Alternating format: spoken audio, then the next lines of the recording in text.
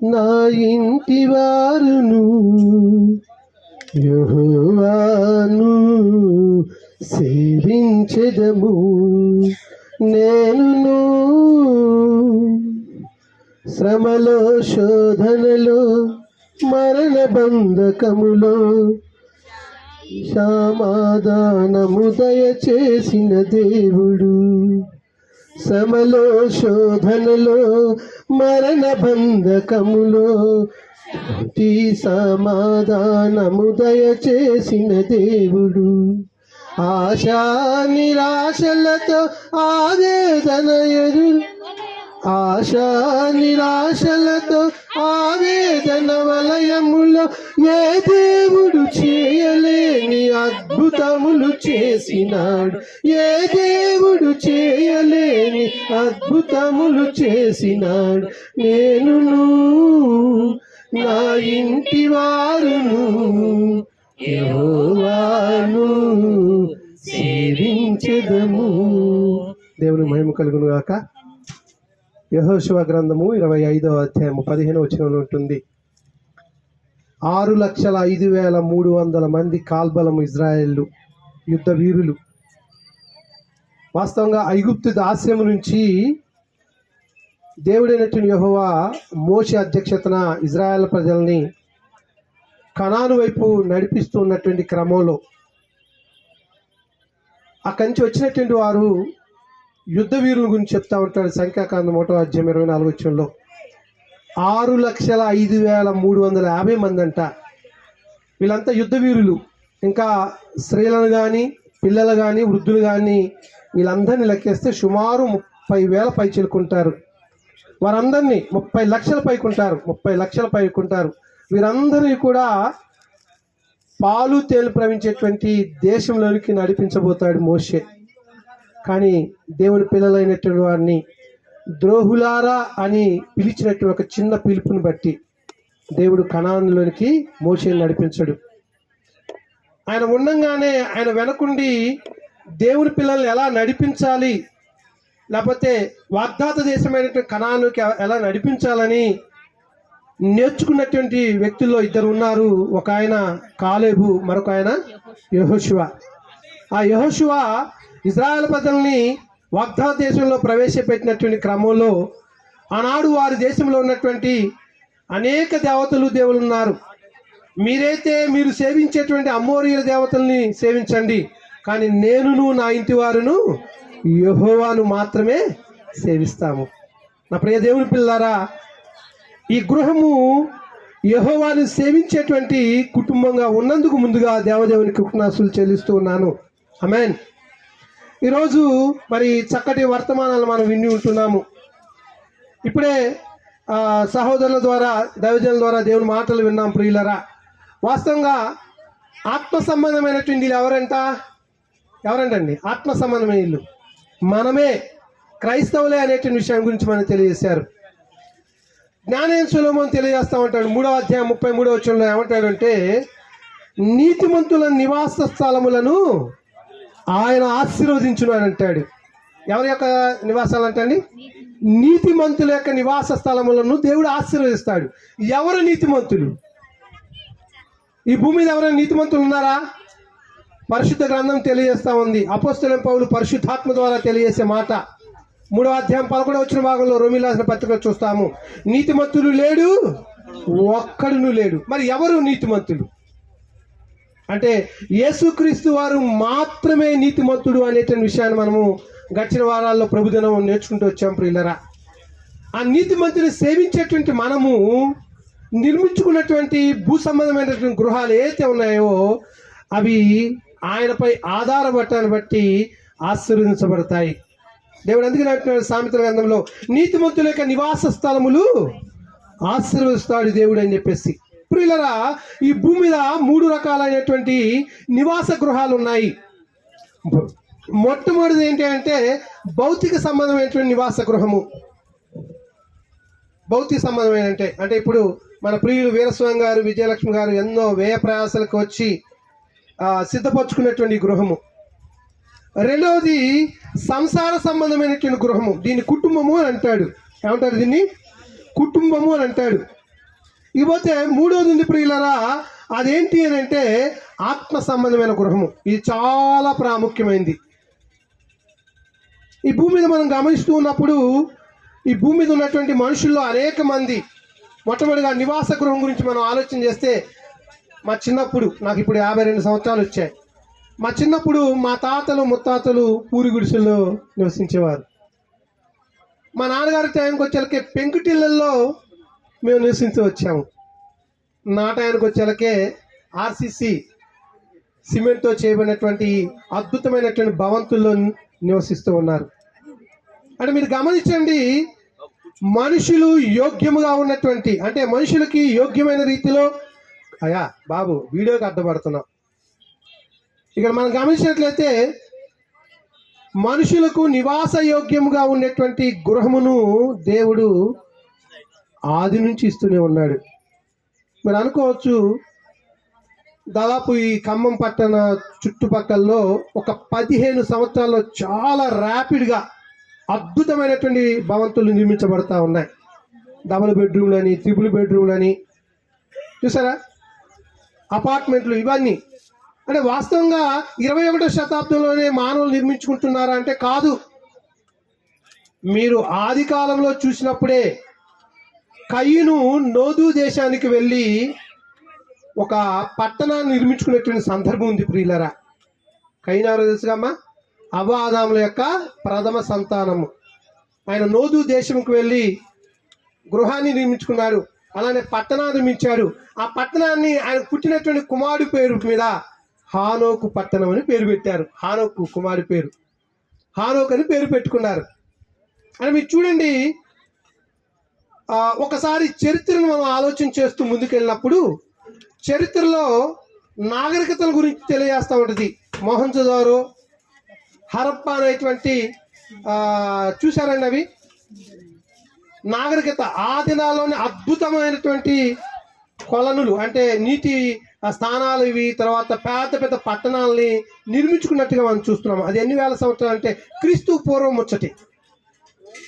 అంటే నేను మీకేం తెలియచేయాలనుకుంటున్నా అంటే ప్రియులరా, మానవుడు నివాస యోగ్యముగా ఉండు నిమిత్తము, దేవుడు సృష్టించినటువంటి మానవుడు నివాస యోగ్యంగా ఉండు నిమిత్తము అద్భుతమైనటువంటి గృహాలను నిర్మించుకుంటున్నాడు, పట్టణాలను కూడా ఏర్పాటు చేసుకుంటున్నాడు. ఇందులో మనం చదువుకున్నటువంటి 127వ కీర్తనలో 3 విషయాల గురించి చెప్తాడు. ఒకటి, యెహోవా ఇల్లు కట్టించినట్లయితే దాని కట్టువారి ప్రయాసము వ్యర్థమే అనేటువంటిది. 2, యెహోవా పట్టణమును కాపాడినట్లయితే దాని కావలి కాయువారు మేలుకొని ఉండుటయు వ్యర్థమే అంటాడు. 3వది, తన ప్రియులు నిద్రించుచుండగా, తన ప్రియులు అంటే క్రీస్తు ప్రభు యొక్క రక్తంలో కడగబడినటువంటి వారు. ఇందాక చెప్పా కదా నీతిమంతులని. నీతిమంతులు ఎవరు? యేసుక్రీస్తు వారి యొక్క రక్తంలో కడగబడినటువంటి వారే నీతిమంతులు. అని అంటాడు, తన ప్రియులు నిద్రించుచుండగా ఆయన వారికి ఇచ్చుచున్నాడు. ఏంటది? కుమారులు యెహోవా ఇచ్చు స్వాస్యము, గర్భఫలము ఆయన ఇచ్చు బహుమానం. దేవుడు ఈ కుటుంబాన్ని బహుగా ఆశీర్వించాడు ప్రియులరా.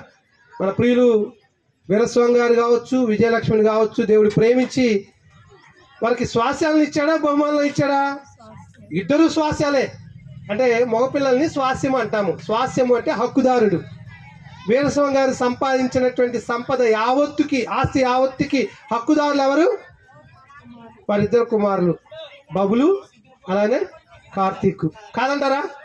నాలాంటి వాడు వస్తే నువ్వు ఎవడరా బాబు, నీది కాదు, ఇది మా తండ్రి గారు సంపాదించినటువంటి కష్టార్జితం అని అంటారు కదా. అంటే ఇక్కడ మీకేం తెలియచేయాలని కోరుతుందంటే ప్రియులరా, మానవుడు నివాస యోగ్యంగా ఉండి నిమిత్తము ఆది కాలం నుంచి కూడా చాలా అద్భుతమైనటువంటి ఇళ్లను కట్టుకుంటున్నాడు. అంతెందుకు, దేవుడు సృష్టించినటువంటి సృష్టిలో ఉన్నటువంటి జంతువులు కావచ్చు, పక్షులు కావచ్చు, మరి ఏదైనప్పటికీ కూడా చాలా అద్భుతంగా గుడారాలు నిర్మించుకుంటున్నాయి. ఒక ఉదాహరణ మీకు చెప్తాను. మీకు టైలర్ బర్డ్ అనేటువంటి పేరు ఉన్నటువంటి పక్షిని చూసారా? టైలర్ బర్డ్ అంటే పక్షి. ఎందుకు టైలర్ బర్డ్ అంటే అది అందమైనటువంటి అల్లికలతోటి తన యొక్క గూడు ఏర్పాటు చేసుకుంటుందండి. అది ఎలా ఉంటుందంటే కిందకి ఇలా వేలాడి ఉంటుంది. మీరు చూడండి ఆ బర్డ్ ఎంత అద్భుతంగా, ఎట్టి పరిస్థితుల్లో ఎవ్వరు కూడా దాంట్లో దూరకుండా అది మాత్రమే దానిలోకి వెళ్ళి నివాసం ఉండేటట్టుగా అద్భుతంగా నిర్మించుకుంటుంది.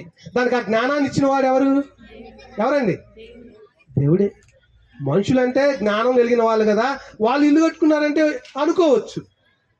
దేవుడు సృష్టించినటువంటి సృష్టిలో ఉన్నటువంటి ఒక పక్షి చాలా అద్భుతంగా అది నివాసయోగ్యంకి వెళ్ళటానికి ఇలా వేలాడుతూ ఉంటే కింద నుంచి వెళ్తుంది. ఒకవేళ వర్షం వచ్చినా, ఎండగొట్టినా, లేకపోతే చలి వచ్చినా ఏది కూడా దాన్ని చేయకుండా అల్లికలతో చేసుకుంటుందండి. మీరు ఎప్పుడైనా చూసారా ఆ గూడిని? చాలా అద్భుతంగా ఉంటుంది. అంత మాత్రమే కాదు, జంతువులు కూడా నివాసయోగం నిమిత్తము గృహాలను ఏర్పాటు చేసుకున్నాయి, గృహాల్లో నివసిస్తుంటాయి. నేను ఇక్కడ మీకు ఏం తెలియచేయాలని కోరుతానంటే ప్రియులరా, మానవులు మాత్రమే కాదు, దేవుని స్వరూపమందు సృష్టించినటువంటి మానవులతో పాటు మనందరికీ కూడా కావలసిన జంతువులు కావచ్చు, పక్షులు కావచ్చు, అవన్నీ గూళ్ళను ఏర్పాటు చేసుకుంటూ ఉన్నాయి. ఇవన్నిటినీ కూడా మనం గమనించినట్లయితే ఇవన్నిటినీ కూడా ఇచ్చింది ఎవరు? దేవుడే. ఈనాడు మీరు అనుకోవచ్చు, ఏమండి క్రైస్తవులకైనా దేవుడు ఇల్లు ఇస్తుంది, క్రైస్తవితరులకి అంటే ముస్లిమ్స్ ఉన్నారు, మన తోటి నివాసించేటువంటి హైందవులు ఉన్నారు, వారు కూడా మనకంటే అద్భుతమైన గృహాలు కట్టుకుంటున్నారు కదా, మరి వారికి ఇచ్చింది ఎవరు? వారికి ఇచ్చింది కూడా మన దేవుడే. వారికి తెలియదు కానీ హిందువులకు కూడా గృహాలని, వారికి కావాల్సిన సమస్తాన్ని ఇచ్చింది దేవుడే. మీరు నమ్మినా నమ్మపోయినా సమస్తమును కట్టువాడు ఎవరంట? దేవుడే అనేటువంటి మాట హెబ్రీ గ్రంథకర్త మనకు తెలియజేస్తూ ఉంటాడు. నా ప్రియ దేవుని పిల్లారా, ఈనాడు మనము నివాస యోగ్యంగా ఉండే నిమిత్తము ఇళ్లను దేవుడు ఇస్తూ ఉన్నాడు. ఇలాంటి భౌతిక సంబంధమైనటువంటి గృహాన్ని దేవుడు వీరికి ఇచ్చాడు. చాలా మంది అయ్యో నేను ఇల్లు కట్టుకోలేకపోయాను అన్నాడా? యెహోవా ఇల్లు కట్టించినట్లయితే దాని కట్టువారి ప్రయాసము. నా స్నేహితుడు కడుతున్నాడు, ఉద్యోగం చేస్తాడు, ఆయన ఉద్యోగం చేస్తాడు, మరి జీతం బాగానే వస్తుంది. ఒక సందర్భంలో తన స్నేహితుడి యొక్క ఇంటికి పిలువబడ్డాడు గృహప్రవేశానికి. వారు కట్టుకున్న ఇల్లుని చూసి చాలా ఆనందించాడు. కానీ ఆయన మనసులో ఒక బాధ ఉంది. నేను ఉద్యోగస్తున్న అయినప్పటికీ కూడా ఇలాంటి అందమైన ఇల్లుని కట్టుకోలేకపోయానని బాధపడుతున్నాడు. కారణం ఎవరు? దానికి దేవుడు అనుమతించలేదు. గమనించండి ప్రియులారా, దేవుడు అనుమతిస్తేనే, దేవుడిపై ఆధారపడితేనే అద్భుతమైనటువంటి గృహాలను మానవుడు ఈనాడు నిర్మించుకోగలడు. ఇది భౌతిక సంబంధమైనటువంటి గృహం గురించి చెప్తున్నాడు. రెండో గృహం ఏంటి అంటే సంసార సంబంధమైనటువంటి గృహము. దానినే మనం ఏమంటాము? కుటుంబము అని అంటాము. ఏమంటామండి? బంటు వీరస్వామి గారు, అమ్మాయి మీ ఇంటి పేరు ఏంటమ్మా? పరసపోయిన విజయలక్ష్మిని, పరసపోయిన సరే వీళ్ళని సుమారు ఒక 18 సంవత్సరాలు అయిందారా పెళ్ళి? విజయలక్ష్మి 20 అయిందా?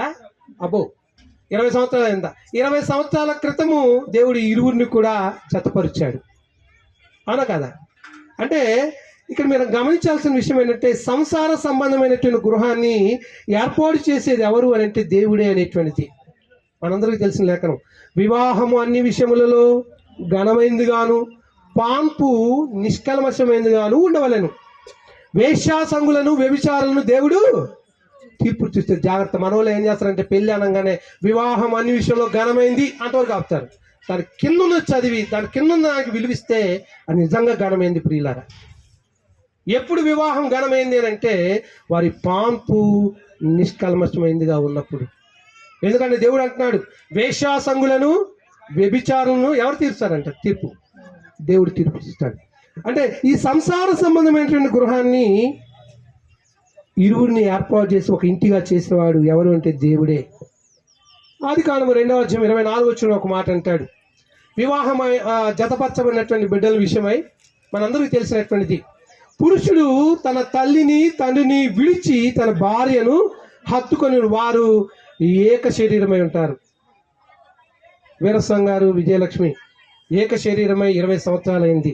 అంటే మీరు అనుకోవచ్చు అదేంటండి ఇరువురు కదా, వీరస్వామి గారు వేరే, విజయలక్ష్మి వేరే కదా, 2 తనువులు 2 దేహాలు కదా, ఎలా ఏక శరీరం అయ్యారు అంటే ఆదిలో సృష్టి కార్యాన్ని మనం ఆలోచన చేయాలి.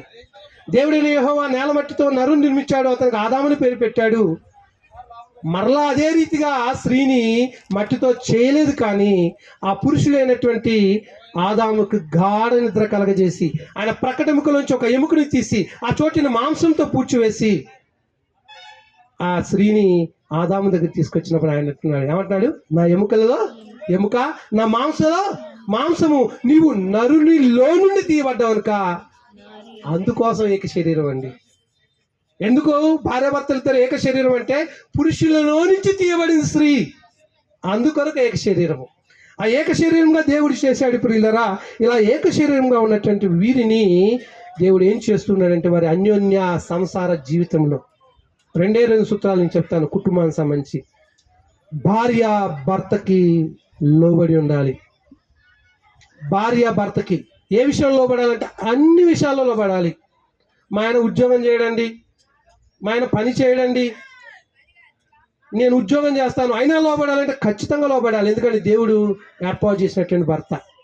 దేవుని యొక్క వాక్యం ఇలా తెలియజేస్తుంది. ఎఫెసీయులకు రాసిన పత్రిక 5వ అధ్యాయం 24వ వచనంలో అంటాడు కదా, భార్య భర్తకు లోబడి ఉండవలను అనేటువంటి దానికి సంఘము క్రీస్తునకు లోబడినట్లుగా భార్య కూడా ప్రతి విషయంలోనూ తన పురుషునికి లోబడి ఉండాలి. ఏ కుటుంబంలో అయితే భార్య తన భర్తకు అన్ని విషయాల్లో లోబడుతుందో ఆ కుటుంబము ఆనందకరంగా ఉంటుంది. రెండవదిగా ప్రియులరా, పురుషుడు తన భార్యను ప్రేమించాలి. ఎఫెసీయులకు రాసిన పత్రిక 5వ అధ్యాయం 28వ వచనం భాగంలో అంటాడు కదా, ఏమంటాడంటే పురుషుడు తన సొంత శరీరం వలె తన భార్యను ప్రేమింపబద్ధుడై ఉన్నాడు, తన భార్యను ప్రేమించువాడు తన్ను తాను ప్రేమించుకున్నాడు. ఎలా ప్రేమించాలి? ఈనాడు ప్రేమలు ఎలా అయిపోయాయంటే, ఈరోజు వచ్చేటప్పుడు నా భార్యకి ఇంట్లో గులాబీ పువ్వు బాగా పూసింది, అమ్మాయి గులాబీ పువ్వు తీసుకొని పెట్టుకో బాగుంటుందని చెప్పా. ఆ పువ్వు తీసుకొని తన భార్య దగ్గరికి వెళ్ళి ఐ లవ్ యూ అని పువ్వు ఇస్తాడు. అదే నా ప్రేమ అంటే? ఈనాడు చాలామంది అలానే ప్రేమిస్తూ ఉన్నారు. ఒక పువ్వు ఇవ్వగానే అది ప్రేమ అనుకుంటున్నారు. నో, ప్రేమ అంటే త్యాగము. అది నా ప్రభు అయినటువంటి యేసుక్రీస్తు తెలియజేస్తూ వచ్చాడు. ప్రియులరా, ఎఫెసీయులకు రాసిన పత్రిక 5వ అధ్యాయం 25వ వచన భాగంలో చూసినట్లయితే అక్కడ పరిశుద్ధాత్మ దేవుడు అపోస్తలుడైనటువంటి పౌలు గారి ద్వారా తెలియజేస్తున్నటువంటి ఒక అద్భుతమైనటువంటి విషయము. ఒకసారి మనము ఎఫెసీయులకు రాసిన పత్రిక వైపు మనం బైబిల్ తిప్పుకుందాం. ప్రియులరా, 5వ అధ్యాయంలోకి వచ్చినట్లయితే చదవండి. పురుషులారా మీరును మీ భార్యలను ప్రేమించుడి. జాగ్రత్తగా వినండి. అటువలే క్రీస్తు కూడా సంఘమును ప్రేమించి, చూడండి, క్రీస్తు కూడా దేన్ని ప్రేమించాడంట? సంఘమును ప్రేమించి, అది కలంకమైనను ముడతయైనను అటిది మరి ఏదైనను లేక పరిశుద్ధమైనది గాను నిర్దోషమైనది గాను మహిమగల సంఘము గాను ఆయన తన చేత నిలవబెట్టుకునవలని వాక్యముతో ఉదక స్నానము చేత దాన్ని పవిత్రపరిచి పరిశుద్ధపరచుడికై దాని కొరకు తన్ను తాను ఇదండి ప్రేమ అంటే. యేసుక్రీస్తు వారు సంఘమును దేవుని యొక్క నిలవబెట్టు కొరకు ఏం చేశాడు? ప్రాణాన్ని ఇచ్చాడు. ఇది ప్రేమ అంటే. నా ప్రియ సహోదరి సహోదరులరా, ఈ మధ్యాహ్న సమయంలో సంసార సంబంధమైన గృహం గురించి మనం ఆలోచన చేస్తున్నాము. ఆ సంసార సంబంధమైనటువంటి గృహములో పురుషుడు స్త్రీని ఎలా ప్రేమించాలంటే, యేసుక్రీస్తు వారు తన సంఘము కొరకు ఏ రీతిగా అయితే తన రక్తాన్ని ఇచ్చి ప్రాణం పెట్టాడో అలాగా తన భార్య కొరకు ఆయన ప్రాణం పెట్టబద్దుడే ఉన్నాడు. ఇది ప్రేమ అంటే. చాలండి. ఇది ప్రేమ అంటే. భార్య కొరకు ప్రాణం పెట్టేవాడే నిజమైన ప్రేమిస్తున్నాడు. మీరు నమ్ముతారా? ఒక ఆయన అంటాడు, అయ్యా నా భార్యకి నేను ప్రాణం పెడితే ఆమెకు ఎవరు ఉంటారు అనుకుంటారు. ఇలాంటి ముచ్చట్లు చెప్పొద్దు మనం. ప్రేమ అంటే త్యాగము. అవసరమైతే ఆమె కొరకు ప్రాణం పెట్టాలి. నా ప్రభు అయినటువంటి యేసుక్రీస్తు వారు మనందరినీ కూడా తండ్రి అయిన దేవుని యొక్క నిలబెట్టిన కొరకు ఏం చేశాడండి? ఆ సంఘమును పవిత్రపరిచాడు. దానిలో ముడత కానీ కలంకం కానీ మరి ఏది లేకుండా నిర్దోషమైనది గాను నిష్కలంకమైనది గాను దేవుని యొక్క నిలబెట్టిన కొరకు తన్ను తాను అప్పగించుకున్నాడు. He was sacrifice to the church. సంఘము కొరకు తన ప్రాణమును పెట్టినాడు. అలాగా ప్రతి పురుషుడు తన భార్యను ప్రేమించబద్దులేదు. అలానే ప్రేమించుకుంటూ వచ్చారు. వారి గర్భంలో 2 బిడ్డలు. బబ్బులు సుమారు 16 సంవత్సరాలు, కార్తీక్ సుమారు 12 సంవత్సరాలు ఉంటాయి. చక్కటి పిల్లలు. ఎంత చక్కటి అంటే దేవుని యందు చాలా భయభక్తులు కలిగినటువంటి బిడ్డలుగా ఉంటూ ఉన్నారు పిల్లరా. ఎందుకంటే లోక సంబంధమైన పెంపకం వారు పెంచట్లేదు. నేను ఒక సందర్భం చెప్తాను. అయ్యా, ఆడపిల్లలు ఉన్నటువంటి కుటుంబాలు పిల్లలు పెద్దలు అవుతారు కదా, మెచ్యూర్ అవుతారు కదా. ఆ క్రమంలో మరి పుష్పావతి ఫంక్షన్ అనో లేకపోతే ఏమంటారండి నూతన వస్త్ర ఫంక్షన్ చేసుకుంటారు కదా. మరి పురుషులు పిల్లలు మగ పిల్లలు కూడా చాలామంది అన్యులు ఏం చేస్తున్నారు ఏమండి? పంచెలు కడుతున్నారు అని అంటే నేను ఒకటే చెప్పాను, పారంపర్యాచారాలు ప్రభు సంఘంలో చేయకూడదు. మరి నాకు విలువ ఇచ్చారు, అయ్యగారు మీరు ఎలా చెప్తే అలా చేస్తాము. నేను వేటి కూడా అవకాశం ఇవ్వలేదు. ఎందుకంటే మనుషులు కల్పించిన పద్ధతులు దైవోపదేశములను ఉపదేస్తున్నారు కొంతమంది దైవజనులు. దాని ద్వారా దేవుడు ఏమంటున్నాడు? వ్యర్థంగా ఆరాధించబడుతున్నాడు. అలాంటి వారిని చూసే దేవుడు అంటున్నాడు కదా, ప్రభువా ప్రభు అని పిలిచి ప్రతివాడును పరలోక రాజ్యంలో ప్రవేశింపడు, కానీ పరలోకమందున్న నా తండ్రి చిత్తము చేయవాడే పరలోకంలో ప్రవేశిస్తాడు. నా ప్రియ దేవుని పిల్లరా, తండ్రి చిత్తాన్ని చేస్తున్నామా?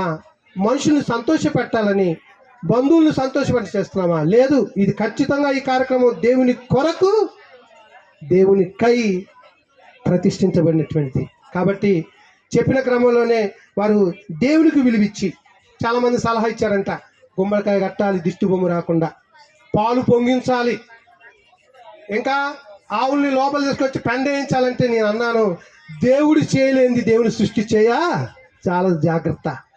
చాలా సందర్భాలు ఇదే చేస్తున్నారు. సృష్టికర్తనే దేవుని విడిచిపెట్టి పాలు పొంగితే డబ్బులు పొంగుతాయంట. ఎక్కడి నుంచి పొంగుతాయి? అప్పులు పొంగుతున్నాయి కానీ. ఏమండి, పాలు పొంగితే డబ్బులు పొంగుతాయా? చేసిన అప్పులు తీర్చుకోక నానా తిప్పలు పడుతున్నారు చాలామంది. అవునా కదా?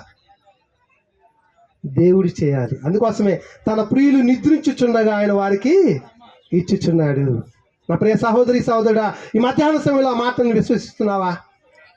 దేవుని గొప్ప కార్యాలను చూడగలవు. అంత మాత్రమే కాదు, చివరిగా ఆత్మ సంబంధమైనటువంటి గృహాన్ని గురించి మనం ఆలోచన చేస్తున్నప్పుడు ప్రియులరా, ఆత్మ సంబంధమైన గృహంలో హెబ్రీయుల రాసిన పత్రిక 3వ అధ్యాయం 6వ వచన భాగంలో హెబ్రీ గ్రంథకర్త తెలియజేస్తూ ఉంటాడు. ఒకసారి హెబ్రీయుల రాసిన పత్రిక వైపు మనం బైబిల్ తిప్పుకున్నట్లయితే 3వ అధ్యాయంలో మనం చూసాము, ప్రతి ఇల్లును ఎవడైనా ఒకరి చేత కట్టబడును, సమస్తమును కట్టినవాడు దేవుడు. అవునండి, హిందువులు కట్టుకున్నారు, ముస్లింలు కట్టుకున్నారు, క్రైస్తవులు కూడా కట్టుకున్నారు. కానీ సమస్తాన్ని కట్టింది ఎవరంట? నమ్ముతున్నారా మీరు? దేవుడు కడుతున్నాడు. గమనించండి. అందుకని అంటున్నాడు, యెహోవా పట్టణమును కాపాడిన ఎలా దాని కావలి కాయవారు మేలుకొని ఉండుట వ్యర్థమే. యెహోవా ఇల్లు కట్టించినట్లయితే కట్టువారి ప్రయాసము వ్యర్థమే అనేటువంటి విషయాన్ని దేవుడు తన లేఖనాల ద్వారా తెలియజేస్తూ ఉన్నాడు. ఇంకేమంటాడంటే ప్రియులరా, ఇంటికంటే దాన్ని కట్టినవాడు ఎక్కువ ఘనత పొందినట్లు ఈయన మోషే కంటే ఎక్కువ మహిమకు అర్హుడుగా ఎంచబడెను. ముందు చెప్పబడిన సంగతులను సాక్షాత్తంగా మోషే పరచారకుడైంది దేవుని ఇల్లంతట్లో నమ్మకంగా ఉండెను. ఉన్నాడా? 40 సంవత్సరాలండి ఐగుప్తు ప్రయాణం. ఐగుప్తు నుంచి సీనాయి అరణ్యంలో కనానికి వెళ్ళటానికి 40 రోజులలో వచ్చంట వాస్తవంగా. కానీ 40 సంవత్సరాలు పట్టిందంటే వారికి అవిధేయతను బట్టి. ఆ 40 సంవత్సరాలు ఎంతో ఓర్మితోటి, ఓపికతోటి ఎన్నోసార్లు అవమానపరిచారు, ఎన్నోసార్లు దూషించారు, ఎన్నోసార్లు మేము తిరుగుబాటు చేస్తూ వచ్చారు. మేము ఐగుప్తులోనే చక్కగా ఉన్నాము, మమ్మల్ని తీసుకుని వచ్చి అరణ్యంలో చంపుతావా మోషే అని చెప్పేసి సనిగారు. అయినా కానీ దేవుడు ఆయనకి ఇచ్చినటువంటి బాధ్యతను అన్నది మర్చిపోలేదు. ఒక్క సందర్భంలోనే ప్రియులరా సహనాన్ని కోల్పోయాడు మోషే. ఆ చిన్న మాట మీకు తెలుసు సందర్భం ఏంటది? మోషే తోటి దేవుడు అంటాడు, వరకు దాహం అవుతుంది, నీళ్ళు కావాలంటే మోషే బండతో మాట్లాడము అన్నాడు. ఫస్ట్ కొట్టమంటాడు, కర్ర తీసుకుని కొడితే నీళ్లు సమృద్ధిగా వచ్చాయి, మెరీబా జలం అనేటువంటి విషయం చెప్పాడు. రెండోసారి మోషేతో అంటాడు, మోషే బండతో మాట్లాడు అంటాడు. మొదటిసారి కొట్టానని చెప్పేసి వాళ్ళందరినీ కూడా అక్కడ సమీకరించాడు. ద్రోహులారా, మీ కొరకు ఈ యొక్క బండ నుంచి నీళ్లు రప్పించవలన అని చెప్పేసి. ద్రోహులారా, ఇది పెద్ద మాట, చిన్న మాట అండి. మనకైతే లైట్ ఎన్ని బూతులు తిడతామో, అవునాయా? చిన్న మాట. దేవుని పిల్లలైనటువంటి ద్రోహులారా అన్నందుకు నా ప్రజల మధ్య నన్ను సన్మానించుకున్నావు మోషే. నీవు కనానుని ఆ యొక్క అదేం కొండమ్మా, పిస్కా కొండ నుంచి చూస్తావే కానీ దాంట్లో ప్రవేశించలేదు. అంటే చూడండి, మనం కూడా పరలోకంకి వెళ్ళాలంటే ఎంత కష్టతరం ఒకసారి ఆలోచించేయండి. మాటతో కానీ, చూపుతో కానీ, నడవడితో కానీ, ప్రవర్తనతో కానీ ఏమాత్రం ఒడిదుడుకులు వచ్చినట్టయితే మన యొక్క ప్రయాసము వ్యర్థమే, ఆ పరలోకానికి వెళ్ళలేము. కాబట్టి ఇక్కడ ఏమో మాట్లాడుతున్నాడంటే ప్రియులరా, మోషే దేవుడిచ్చినట్టు ఇల్లంతట్లో నమ్మకం ఉన్నాడు. ఆ తర్వాత క్రీస్తు ప్రభువుని చెప్తున్నాడు, అయితే క్రీస్తు కుమారుడై ఉండి ఆయన ఇంటి మీద నమ్మకంగా ఉన్నాడా? యేసుక్రీస్తు వారు ఎందుకొరకు ఈ లోకానికి వచ్చాడంటే తండ్రి యొక్క చిత్తము. తండ్రి అయిన దేవుడు అన్నాడు, సర్వలోక రక్షణ కొరకు నరరూపిగా వెళ్ళవలసినటువంటి స్థితి ఉన్నది. యేసుక్రీస్తు వారు సిద్ధపడ్డాడు. దేవుడైనటువంటి యేసుక్రీస్తు వారు తన దైవత్వాన్ని విడిచిపెట్టాడు. రిక్తునిగా ఈ లోకంలోనికి జన్మించిన విధానం మీకు తెలుసు. అందుకని అంటాడు, ఆయన కుమారుడై ఉండి దేవుని ఇంటిలో కుమారుడై ఉండి దేవుని ఇంటి మీద నమ్మకంగా ఉన్నాడు. ధైర్యమును నిరీక్షణ వలన ఉత్సాహమును తుదమట్టుకు స్థిరముగా చేపట్టినట్లయితే మనమే ఆయన ఇల్లు. మనమంటే ఎవరండి? మనమంటే ఎవరు? క్రైస్తవం గురించి మాట్లాడుతున్నారు. ఎవరైతే క్రీస్తు ప్రభు యొక్క రక్తంలో కడగబడి ఆయన సంఘంలో చేర్చబడతారో వారే ఆయన ఇల్లు. ఆత్మ సంబంధం గృహం అండి. ఆత్మ సంబంధం గృహం అంటే మరొకటి కాదు ప్రియులారా, క్రీస్తు ప్రభు యొక్క సంఘము. రోమీయుల పత్రిక 16 ఏకైక సంఘం గురించి బైబిల్ చెప్పబడింది. అది క్రీస్తు సంఘం అనేటువంటిది. పవిత్రమైన ముద్దు పెట్టుకొని ఒకరికొకడు వందనములు చేయడి, క్రీస్తు సంఘములని మీకు వందనములు చెప్పుచున్నవి. నేను ఈరోజు మీ ముందు బహాటంగా చెప్పగలగటానికి బలమైనటువంటి కారణం ఏంటంటే యేసుక్రీస్తు వారు ఆ సంఘం కొరకు వాగ్దానం చేశాడు. మత్తయి సువార్త 16:18 చూస్తాము. మరియు నువ్వు పేతురువు, ఈ బండ మీద నా సంఘమును కడుతుందని యేసుక్రీస్తు వారే వాగ్దానం చేశాడు. అపోస్తల కార్యం 20:28 అంటాడు, ప్రభువు తన స్వరక్తం ఇచ్చి సంపాదించిన తన సంఘమును కాయుటకు పరిశుద్ధాత్మ మిమ్మును దేనియందు అధ్యక్షులుగా నియమించనో ఆ యావత్ మందను గుచ్చి మిమ్మును గుచ్చి జాగ్రత్తగా ఉండండి. యేసుక్రీస్తు వారు తన సంఘం కొరకు తన ప్రాణం పెట్టారు. ఇందాక అయ్యగారు జ్ఞాపకం చేశారు, రక్తము దేహమునకు ప్రాణము అని అన్నాడు. మనం నిలబడ్డాము అంటే మనలో ప్రాణం ఉందంటే రక్తము దేహానికి ప్రాణం అని చెప్పిస్తున్నాడు. ఆ రక్తమే పోయింది అనుకోండి దేహం నుంచి, మనిషి ఏమవుతాడు? చనిపోతాడు కదా. ఆ రక్తాన్ని నీ కొరకు నా కొరకు మనందరి కొరకు యేసుక్రీస్తు వారు తృణప్రాయంగా 2025 సంవత్సరాల క్రితం ఈ భూమి మీదకి వచ్చి అర్పించాడు. ప్రియులారా, ఆయన చిందించినటువంటి రక్తము ద్వారా, ఆయన వాగ్దానం చేసినటువంటి వాగ్దానం ద్వారా క్రీస్తు శకం 33వ సంవత్సరంలో యెరూషలేములో పెంతెకోస్తు పండుగ దినాన క్రీస్తు ప్రభు యొక్క సంఘము ఏర్పాటు చేయబడింది. దాంట్లో మొట్టమొదటి సభ్యులు ఎవరంటే 12 మంది అపోస్తులు పరిశుద్ధాత్మ చేత ప్రేరేపించబడి వారు ఆ క్రీస్తు ప్రభు యొక్క సంఘంలో చేర్చబడ్డారు. అపోస్తుల కార్యములు 2వ అధ్యాయం మనం చూస్తున్నప్పుడు ఆ తర్వాత పేతురు గారి ప్రసంగం ద్వారా 3000 మంది చేర్చబడ్డారు. వీరి గురించి చెప్తూ 47వ వచనంలో అంటాడు, ఆనందముతోను నిష్కపటమైన హృదయముతోను ఆహారము పుచ్చుకొనిచుండుడి, ప్రభువు రక్షణ పొందుచున్న వారిని అనుదినము ఆయన సంఘంలో చేర్చుచున్నాడు. ఈనాడు రక్షణ పొందుతున్నటువంటి వారు, బాప్తిసం పొందినటువంటి వారు, క్రీస్తు ప్రభు యొక్క సంఘంలో చేర్చబడేటువంటి వారు ఎవరు అంటే యేసుక్రీస్తు వారి చేత ఆయన రక్తములో కడగబడి యేసుక్రీస్తు వారే స్వయంగా క్రీస్తు సంఘంలో చేరుస్తున్నాడు. నేను కాదండి. నేను ఎంతవరకు అంటే మీకు సువార్తను ప్రకటించి క్రీస్తు యొక్క ప్రేమను తెలియజేస్తాను. మీరు ఒకవేళ సిద్ధపడినట్లయితే మీ పాపములు క్రీస్తు యొక్క రక్తంలో కడగబడి బాప్తిసం ద్వారా మీరు బాప్తిసం పొందినప్పుడు యేసుక్రీస్తు వారే తన సంఘంలో ఆయన చేరుస్తూ ఉన్నాడు. ఇది క్రీస్తు శకం 33వ సంవత్సరంలో జరిగినటువంటి ఒక ఏర్పాటు. నాటి నుంచి ప్రభు సంఘము దినదినము ప్రవర్ధమానమై మరి ఈనాడు ప్రియులారా ప్రపంచమంతటా కూడా వ్యాపించింది. వాస్తవంగా మొదటి శతాబ్దంలో అంతా కూడా వెళ్ళింది. ఈ ఆత్మ సంబంధమైన గృహం ఎవరో కాదు, క్రైస్తవులమైనటువంటి మనమే. వీళ్ళు ఎవరు అని అంటే ఒకసారి పేతురు రాసినటువంటి మొదటి పత్రిక వైపు మనం దేవుని బైబిల్ తిప్పుకొని ఆలోచిద్దాం. పేతురు రాసినటువంటి మొదటి పత్రికలో పేతురు మహాశయుడు ఏమంటాడంటే, అపోస్తులైన పేతురు గారండి, ఆ సంఘంలో సజీవమైన రాళ్ళు లేకపోతే ఆ ఇల్లు ఎవరు అనేటువంటి విషయాన్ని గురించి జ్ఞాపకం చేస్తూ ఉంటాడు. 5వ వచనంలో చూసినట్లయితే, యేసుక్రీస్తు ద్వారా దేవునికి అనుకూలములకు ఆత్మ సంబంధమైన బలులను అర్పించుటకు. 2వ అధ్యాయం 5వ వచనంలో, నేను ఒకటి అన్నానా? 2వ అధ్యాయము 5వ వచనంలో చూస్తున్నాము. యేసుక్రీస్తు ద్వారా దేవునికి అనుకూలములకు ఆత్మ సంబంధమైన బలులను అర్పించుటకు పరిశుద్ధ యాజకులుగా ఉండినట్లు మీరును సజీవమైన రాళ్ళ వలె ఆత్మ సంబంధమైన మందిరంగా కట్టబడుతున్నారు. మీరును అన్నాడు. మీరు అంటే ఎవరండి? క్రైస్తవుల గురించి చెప్తూ ఉన్నాడు. క్రీస్తు రక్తంలో కడగబడినటువంటి వారు ఎవరంట? మీరును సజీవమైన రాళ్ళ వలె ఆత్మ సంబంధమైన మందిరంగా కట్టబడుతున్నారు. ఇల్లు కట్టడానికి నిర్జీవమైనటువంటి రాళ్ళు, ఇసుక, సిమెంటు, కంకర, ఇనుము ఇవన్నీ కూడా వినియోగించాడు. కానీ ఆత్మ సంబంధమైనటువంటి ఇల్లు కట్టడానికి దేవుడు ఉపయోగించింది ఏంటి తెలుసా? ఒకటి క్రీస్తు ప్రభు యొక్క రక్తము, రెండు సజీవమైన రాళ్ళగా మనల్ని ఏర్పాటు చేసుకున్నాడు. అదే చెప్తున్నాడు ఇక్కడ, మీరును సజీవమైన రాళ్ళ వలె ఆత్మ సంబంధమైన మందిరంగా కట్టబడుచు ఉన్నారు అనేటువంటిది. ఆత్మ సంబంధమైన మందిరం ఎవరు అంటే తిమోతి రాసినటువంటి మొదటి పత్రిక 3వ అధ్యాయం 15-16 వచనాలు అంటాడు, శీఘ్రముగా నీ యొద్దకొత్తునని నిరీక్షించున్నాను, ఆయనను ఆయన ఆలస్యము చేసిన ఎలా దేవుని మందిరములో అనగా జీవము గల దేవుని సంఘములో అని మాట్లాడుతూ ఉంటాడు. అనగా జీవము గల దేవుని సంఘములో జనులు ఎలాగూ ప్రవర్తించవలనో అది మీకు తెలియచేస్తున్నాను. ఆ సంఘము సత్యమునకు స్తంభమును ఆధారమునై ఉన్నది అనేటువంటి విషయాన్ని చెప్తున్నాడు. జీవము గల దేవుని సంఘము. అయితే ప్రశ్న, దేవుడు అంటే తనైన దేవుడేనా? యేసుక్రీస్తు వారి దేవుడేనా? పరిశుద్ధాత్ముడు కూడా దేవుడే. ఇప్పుడు తనైన దేవుడు ఎవరు? ఆయన ఆత్మస్వరూపి. యోహాను సువార్త 4:24 వచ్చిన ఏమంటాడు? దేవుడు ఆత్మ కనుక ఆయన ఆరాధించేవారు ఆత్మతోనూ సత్యంతో ఆరాధించాలి. పరిశుద్ధాత్ముడు ఈయన ఆత్మయే. రక్తమాంసాలు లేవు వీరికి. రక్తమాంసాలు ఉన్నది ఎవరికండి? ప్రభు అయిన యేసుక్రీస్తు వారికి మాత్రమే. ఆయన కూడా ఆదియందు వాక్యమై ఉన్నటువంటి దేవుడిగా ఉన్నాడు. కాలం పరిపూర్ణమైనప్పుడు దేవుని అనుమతి చేత, తనైన దేవుని యొక్క అనుమతి చేత భూలోకానికి శరీరాకారంతో కన్యకైన గర్భవతిలో మరే గర్భంలో పుట్టాడు. మనందరికీ తెలుసు.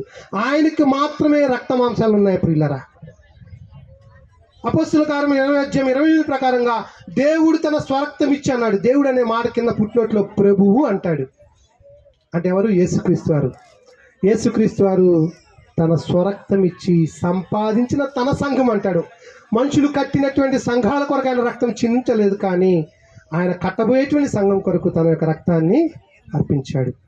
వాస్తవంగా ఆ సంఘంను పునాది ఎవరు? కొరింథీయుల మొదటి పత్రికలో అంటాడు 3వ అధ్యాయం 11 వచనంలో, వేయబడిని తప్ప మరొక పునాది ఎవడును వేయనేరడు. ఆ పునాది యేసుక్రీస్తు వారే. ఆత్మ సంబంధమైనటువంటి గృహానికి పునాది యేసుక్రీస్తు వారు. ఆత్మ సంబంధమైనటువంటి గృహానికి వెల చెల్లించిన వాడు యేసుక్రీస్తు వారు రక్తము ద్వారా. ఆత్మ సంబంధమైన గృహంలో మనల్ని చేర్చుల కొరకు తన విలువైనటువంటి రక్తము చేత కొన్నాడు. మీరు మీ సొత్తు కారు, విలువ పెట్టి కొనబడిన వారు కనుక మనుషులకు దాసులుగా ఉండకుడు అని అంటాడు. ఆ జీవం గల దేవుని సంఘమే పరిశుద్ధాత్మ దేవుడు రోమీలకు రాస్తూ క్రీస్తు సంఘం అని పెట్టాడు. దేవుని నామము మహిమ కలుగును గాక. ప్రియులారా, ఈ మూడవదైనటువంటి ఆత్మ సంబంధమైనటువంటి గృహంలో మనం నివసిస్తున్నాము. అందును బట్టి దేవునికి కృతజ్ఞతాస్తుతులు చెల్లిస్తూ చివరిగా మరి నిర్మించబడినటువంటి గృహము ఒక 2 లేఖనాలు చూపించి ముగిస్తాను. సమయము ఇంకొక 5 నిమిషాలు అనుకున్న దానికి 118వ కీర్తనలోకి రండి. 118వ కీర్తన మనం చూస్తున్నప్పుడు 118వ కీర్తన నిర్మించబడినటువంటి గృహము ఏమైనది అనేటువంటి విషయాన్ని ఇక్కడ కీర్తనగాడు మాట్లాడుతున్నటువంటి విషయాలు మనం చూస్తాము. 118వ కీర్తనలో ఆయన అంటాడు, ఇల్లు కట్టువారు నిషేధించిన రాయి మూలకు తలరాయి ఆయన. అంటే క్రీస్తు ప్రభుని గురించి చెప్తున్నాడు. అపొస్తలుల కార్యములు 118వ కీర్తన మనం చూస్తున్నాము. 118వ కీర్తన 22వ వచనంలో అంటాడు, ఇల్లు కట్టువారు నిషేధించిన రాయి చివరకు మూలకు తలరా. ఇది ఆత్మ సంబంధమైన విషయం గురించి చెప్తున్నాడు. రెండవది అక్కడ ఏమంటాడంటే 24వ వచనంలో, ఇది యెహోవా ఏర్పాటు చేసిన దినము. ఏది? ఈరోజు మనుషులు ఏర్పాటు చేసిన దినం కాదు, ఇది యెహోవా ఏర్పాటు చేసిన దినము. దీని యందు మనం ఉత్సహించి సంతోషిస్తూ ఉన్నాము. నిజంగా ఈ కుటుంబీకులు ఈ గృహంలో వెళుతును బట్టి వారితో పాటు మనం కూడా ఆనందిస్తున్నాము అనేటువంటి విషయాన్ని మనం మర్చిపోకూడదు. కీర్తన 118వ కీర్తన 20వ వచనం భాగంలో అంటాడు, ఇది యెహోవా గుమ్మము, నీతిమంతులు దీనిలోనికి ఎవరు ప్రవేశిస్తారండి? ఇప్పుడు మరికొద్ది నిమిషాల్లో ఎవరు ప్రవేశిస్తారు? విజయలక్ష్మి అలానే వీరస్వామి నీతిమంతులుగా తెచ్చబడ్డారండి. తెచ్చబడ్డారు. వారు స్థానిక శాంతినగర్లో సంఘ సభ్యులు. వారి కుటుంబం ద్వారా ఎంతోమంది ప్రభు సంఘంలో చేర్చబడుతూ ఉన్నారు. ప్రియులారా, వారు చూపించేటువంటి ప్రేమ, ఆప్యాయత, అనురాగాలను బట్టి. కాబట్టి ఇది యెహోవా గుమ్మము, నీతిమంతులు దీనిలోనికి ప్రవేశించెదరు అని చెప్పేసి అంటూ ఉన్నాడు. 118వ కీర్తన 15వ వచనంలో అంటాడు, మొట్టమొదటిగా ఈ నిర్మించబడినటువంటి గృహంలో అక్కడ చెప్తున్నట్టు మాట, నీతిమంతుల యొక్క గుడారములలో రక్షణను గుచ్చినటువంటి ఉత్సాహ సునాదము వినబడవలను. ఏం వినబడాలి? ఈ కుటుంబం ద్వారా సువార్త వినబడాలి. అనేక ఆత్మలను ప్రభు సంఘం వైపు నడిపించేటువంటి గృహంగా ఈ గృహం ఉండాలి. ప్రియులరా, ఈనాడు మరి వీరస్వామి గారిని, విజయలక్ష్మి గారిని ప్రేమించి దేవుడు వారికి స్వాస్యంగా ఇచ్చినటువంటి ఈ గృహమును బట్టి ఈ గృహము ద్వారా మరి చాలా గొప్ప విషయం చెప్తాడు. నీతిమంతుల యొక్క గుడారంలో రక్షణను గుర్చినటువంటి ఉత్సాహ సునాదము వినబడును. యెహోవా దక్షిణాస్తము సాహస కార్యములను చేయును అని అంటాడు. రెండవదిగా ఈ గృహము ద్వారా ప్రవేశించేటువంటి వీరి ద్వారా ఈ గృహం అంట ఆతిథ్య గృహముగా ఉండాలి. ఆతిథ్యం ఇచ్చేటువంటి గృహము ఎక్కడ ఉంటుంది ఆ మాట? హెబ్రీయుల పత్రిక 13వ అధ్యాయం 1వ వచనంలో అంటా ఉంటాడు. హెబ్రీయుల పత్రిక 1వ అధ్యాయము 13వ అధ్యాయం 1వ వచనంలో ప్రేమయందు నిలవరంగా ఉండుడి. కొందరు ఎరుగకనే దేవదూతలకు ఆతిథ్యం ఇచ్చారు అనేటువంటి విషయాన్ని అబ్రహాం గురించి చెప్తూ ఉంటాడు. ఆదికాండం 18వ అధ్యాయంలో ఒక ఎండవేళ మామ్రే అనేటువంటి సింధూర వృక్షం కింద అబ్రహాం ఉన్నప్పుడు దేవదూతలు ముగ్గురు ఆయన కనపడతారు. వారిని చేర్చుకుని వారికి ఇచ్చిన ఆతిథ్యాన్ని బట్టి మరలా క్రొత్త నిబంధనలో హెబ్రీ గ్రంథకర్త ఈ విషయాన్ని తెలియజేస్తూ ఉన్నాడు. కాబట్టి ప్రియులారా, మరి ఈ గృహము అనేక మందికి ఆతిథ్యం ఇచ్చేటువంటి గృహముగా ఉండాలని దేవుడు కోరుతూ ఉన్నాడు. మీకు తెలుసా, రాజులు రాసినటువంటి మొదటి గ్రంథంలో ఒక స్త్రీ దైవజనటువంటి ఏలాకు 3.5 సంవత్సరాల కరువు కాలంలో ఆతిథ్యం ఇచ్చింది. ఎవరామె? సారేపతు విధవరాలు. అయ్యా, నాకు పట్టెడు పిండి బుడ్డిలో కొంచెం నూనె ఉంది, ఈరోజు మేము ఆ నూనె చేత రొట్టెను సిద్ధపుచ్చుకుని తిని ఆ తర్వాత చనిపోతామంటే అక్కడ ప్రవక్త అయినటువంటి ఏలి అంటాడు కదా, అమ్మా ముందేమో దాహంకి నీళ్ళు అడుగుతాడు, తర్వాత నాకు కూడా ఒక అప్పం చేస్తామంటాడు. ఆ దైవజనుడికి ఆ తల్లి లోబడింది. మరి తనకంటే కూడా దైవజనుడి యొక్క ఆకలిని తీర్చింది. మరి ఆ చుట్టుపక్కల ఉన్నటువంటి ఆ కొండలన్నింటిని తీసుకొచ్చుకున్నారు. అవన్నీ కూడా ప్రార్థన చేసిన నిండిపోయాయి పిల్లరా. చూసారు ఎంత గొప్ప కార్యము. ఆ 3.5 సంవత్సరాల కరువు కాలంలో పట్టెడు పిండి కాస్త విస్తారంగా ఆశ్రయించబడింది, బుడ్డిలో నూనె విస్తారంగా ఆశ్రయించబడింది. ఆ 3.5 సంవత్సరాల కాలంలో వారు ఆశ్రయించబడ్డారు. నేను ఎందుకు ఈ విషయం చెప్తున్నానంటే, దైవజనులకు ఆతిథ్యం ఇచ్చేటువంటి కుటుంబం ఈ రీతిగా ఆశ్రయించబడుతుంది. నేను చాలా గర్వంగా చెప్తూ ఉన్నాను ప్రియులరా. మరి ప్రభు పరిచర్యలో ఈ కుటుంబం ఎంతగానో సహాయకం. ఈ మధ్యకాలంలో మేము తిరువురులో కపుల్ మీటింగ్ కానీ బయలుదేరితే ఆయన గారి కారులో 8 మంది ఎక్కారు. వాస్తవంగా సంఘం ద్వారా మేము పెట్రోల్ కానీ ఖర్చులు కానీ చూసుకుంటాము. విజయలక్ష్మి కానీ వీరసం గారు అన్నారు, అయ్యా ఇది మా బాధ్యత, మేమే పెట్రోల్ కొట్టించుకుంటామని కొట్టించారు. నాకు చాలా ఆనందం ఇచ్చింది. అంటే వారు ఎంతగా ఆత్మీయంగా ఎదిగారు అనడానికి ఒక ఉదాహరణ చూపిస్తున్నాను. అంత మాత్రమే కాదు, ఎవరైనా పిల్లలు బర్త్డేలు వచ్చాయి, లేకపోతే వివాహ దినాలు వచ్చి ఏం చేస్తాం, మనం బంధువులు చక్కగా పిలుచుకుంటాం, మంచి విందు చేసుకుంటాము, ఆనందిస్తాం. కానీ వీళ్ళేం చేస్తారో తెలుసా, ఆ సందర్భంగా ప్రార్థన చేసుకుని ఆ ధనం ద్వారా కొంతమందికి ఆహార పొట్లాలని సిద్ధపరిచి ఆ రైల్వే స్టేషన్లో బస్ స్టాండ్లో ఉన్నటువంటి అనాథలకి దిక్కులేనటువంటి వారికి మరి పంచిపెడుతున్నారు. ఎంత గొప్ప పరిచయం అండి. ఇది ఎవరు చేయగలరు అంటే క్రీస్తు ప్రభు యొక్క రాజ్యంలో ఆత్మీయంగా ఎదిగినటువంటి కుటుంబం. నిజంగా వాస్తవంగా వారి ఈ గృహాన్ని కనుక్కోవడానికి వారికి సామర్థ్యం సరిపోదు, కానీ ఆ సామర్థ్యాన్ని ఇచ్చింది ఎవరు? దేవుడు. నిజంగా మేము ప్రార్థన చేస్తూ నమ్మినట్టు విషయం ఏంటంటే 50 లక్షల రూపాయలు విలువైన ఈ గృహాన్ని మరి కట్టుకోవాలంటే 12,000 జీతం తనకి. ఆయన గారేమో డ్రైవింగ్ చేస్తాడు, లేకపోతే పంచల షాపు. దీని మీద ఎవరైనా తీసుకోగలరండి? అంతా ధైర్యం చేయగలరా? అందుకోసమే యెహోవా ఇల్లు కట్టించినట్లయితే దాన్ని కట్టువారి ప్రయాసము వ్యర్థమే. ఖచ్చితంగా దేవుడు ఆ బిడ్డలను ఆశ్రయించాడు. మీరు లోపలికి వెళ్ళని చాలా అద్భుతంగా ఉందండి ఇల్లు. ఎందుకంటే తన ప్రియులు నిద్రించుచుండగా ఆయన వారికి ఇచ్చాడు. నిజంగా ఆ వాగ్దానము ఈ కుటుంబీకులకి నిజంగా సరిపోయింది ప్రియులరా. కాబట్టి మరి ఈ భౌతిక సంబంధమైనటువంటి కుటుంబంలోకి మరి మనం ప్రవేశించేటువంటి మనము గొప్పగా గుర్తుంచుకోవాల్సిన విషయం ఏంటంటే, సంఖ్యాకాండం 6వ అధ్యాయం అంటాడు 24-26 వచనాల్లో, యెహోవా నిన్ను ఆశ్రయించి నిన్ను కాపాడును గాక, యెహోవా తన సన్నిధిని ప్రకాశింపజేసి నిన్ను కరుణించును గాక, యెహోవా నీ మీద నీ సన్నిధి కాంతి ఉదయింపజేసి నీకు సమాధానము. ఈ గృహంలో నివాసయోగంగా నవ్వుతున్నటువంటి కుటుంబీకులకి దేవుడు సమాధానం కలుగచేయును గాక. వారి యొక్క గృహంలో దేవుని యొక్క దివ్యకాంతి ప్రకాశించును గాక. అటు వారు ఇజ్రాయేల్ మీద నా నామమును ఉచ్చరించటం వలన నేను వారిని ఉచ్చరించటం.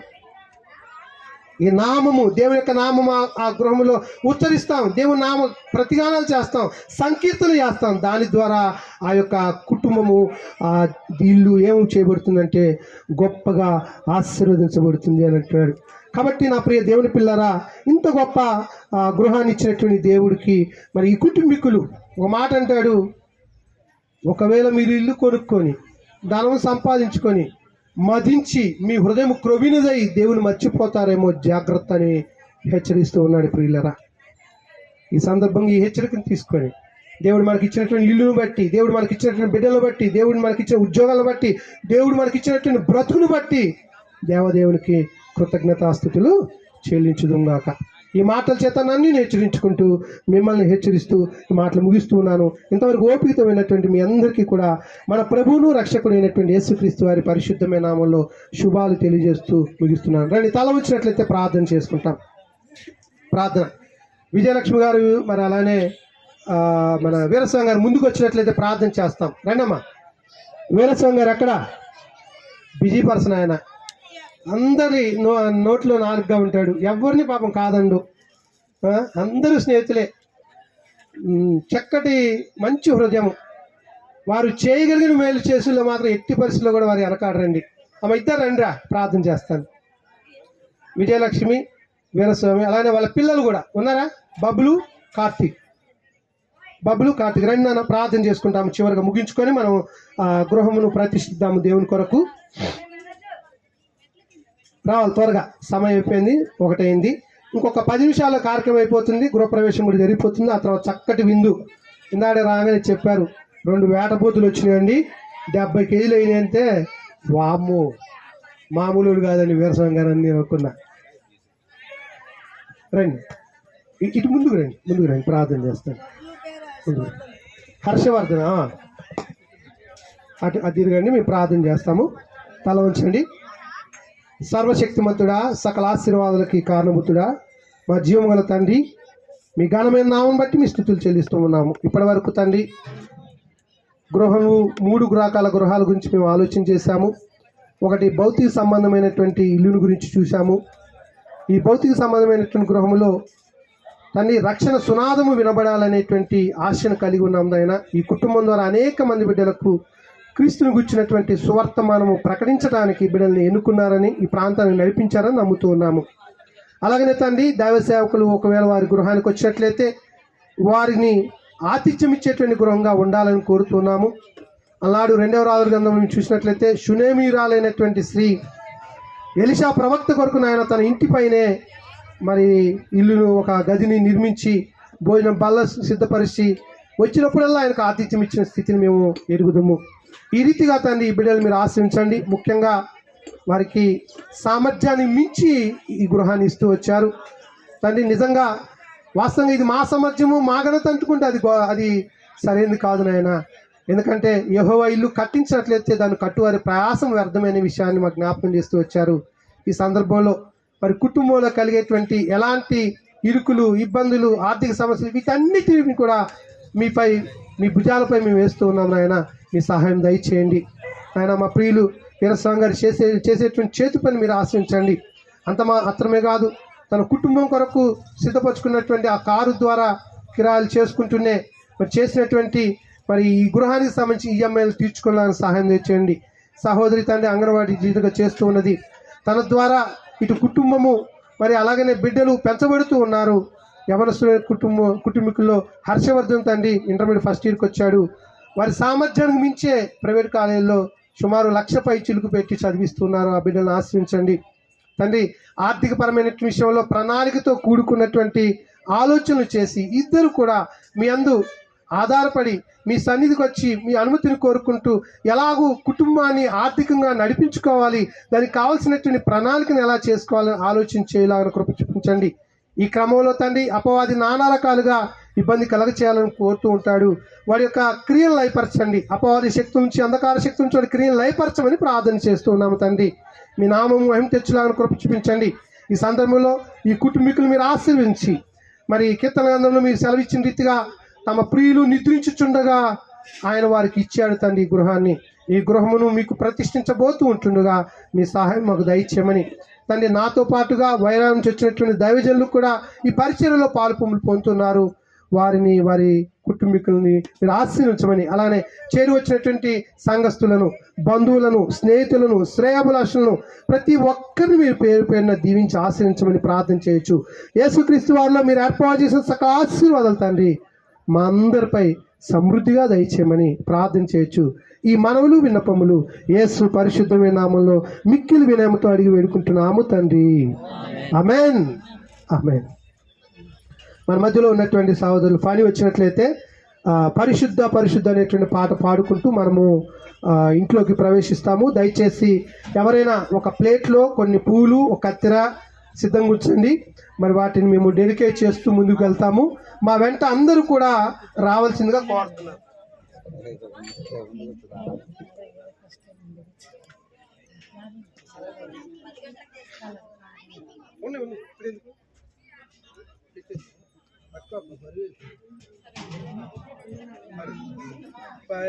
పరిశుద్ధ పరిశుద్ధ పరిశుద్ధ ప్రభువా, పరాదుతలైనా వర్ణింపగలరా. పరిశుద్ధ పరిశుద్ధ పరిశుద్ధ ప్రభువా,